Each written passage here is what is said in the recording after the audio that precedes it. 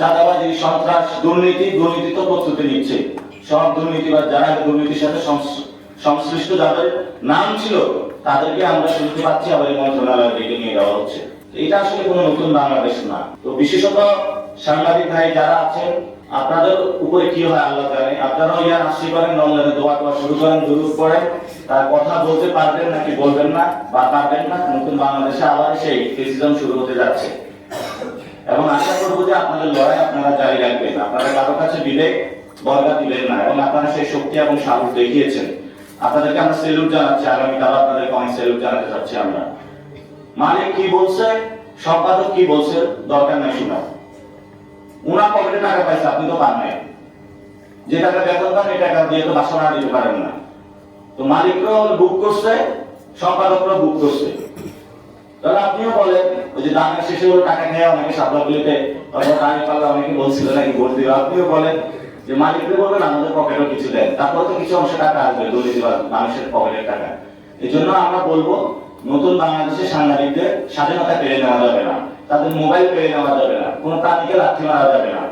আমরা এগুলোর বিরুদ্ধে শক্তিশালী ইনশাআল্লাহ ভাবে দাঁড়াবো এবং প্রবাসী ভাইদের সাথে এমসিপি আছে, থাকবে, ওনাদেরকে নিয়ে আমরা নতুন বাংলাদেশের পদযাত্রা ইনশাআল্লাহ এগিয়ে যাব।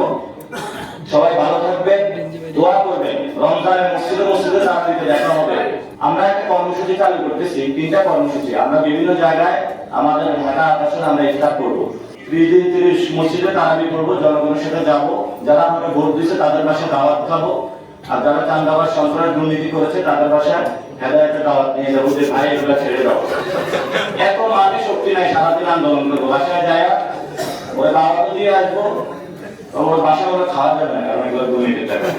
ইসি যেটা জানিয়েছে তারা একটা ট্রাইব্যুনাল করবো। মানুষের দেখেন ইলেকশন সিস্টেমটা এমন, অর্থাৎ ভোট চুরি হয়ে যাচ্ছে, রিগিং হচ্ছে, কেন্দ্র দখল হচ্ছে, ওই সময় এবং পরবর্তীতে ট্রাইব্যুনাল গঠন পর্যন্ত মাঝখানে তারা স্পেস রাখে না যেখানে সংযুক্ত যারা এবং যাদেরকে ইঞ্জিনিয়ারিং করে হারানো হয়েছে, ভোট চুরি করা হয়েছে, তাদের কোথায় যাওয়ার জায়গাটা তারা রাখে না।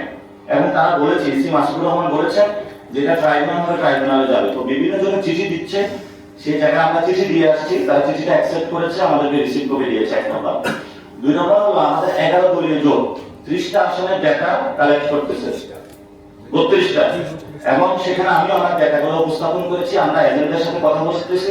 আমাদের যারা ভাইরা এজেন্টরা ছিল তারা টমাটাইজ, তাদেরকে অনেক হুমকি দামকি দেওয়া হয়েছে এবং অনেক প্রিজাইডিং অফিসারের উপরে হুমকি দেওয়া হচ্ছে।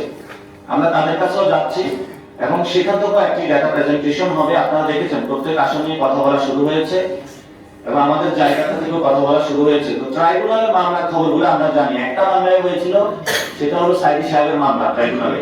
আমি যতটুকু খোঁজ নিয়েছি, ওই মামলা পরবর্তীতে সাইদি সাহেবকে হলো জয়ী ঘোষণা করে, কিন্তু জয়ী ঘোষণা করতে করতে এই যারা ভোট চোর তারা 5 বছর সংসদে যায় জনগণের উপরে পকেটে টাকা চুরি করেছে। এটা হলো বাংলাদেশের ইতিহাসে। তো বাংলাদেশে এটা আমরা বুঝে গেছি এই ইলেকশনের মধ্য দিয়ে, এবং মানুষও বুঝে গিয়েছে যেটা আমরা বলেছিলাম নিউ সেটেলমেন্ট প্রয়োজন, একটা নতুন সিস্টেম প্রয়োজন। ব্যক্তি পরিবর্তন হলে হবে না, পুরো সিস্টেমটা পরিবর্তন করতে হবে। এটা পুরো ইয়াং জেনারেশন বুঝে গেছে এবং মা খালা চাচি বুড়া সবাই বুঝে গেছে। তো ফলত আমাদের সামনে রাজনীতিতে আমরা ওইদিকে অগ্রসর হচ্ছি। আমাদের রাজনীতি সন্ত্রাস চাঁদাবাজি দুর্নীতির বিরুদ্ধে আমরা সরব থাকবো। নতুন সিস্টেম বাংলাদেশে গঠন করতে হবে যাতে আগামীতে তারা ভোট চুরি না করতে পারে। আর যারা এখন ভোট চুরি করেছে, যারা তারা আবার পকেটে টাকা চুরি করতে না পারে, জনগণের উপরে নির্যাতন সহিংসতা না চালাতে পারে, সে বিষয়ে আমরা মাঠে নামতেছি।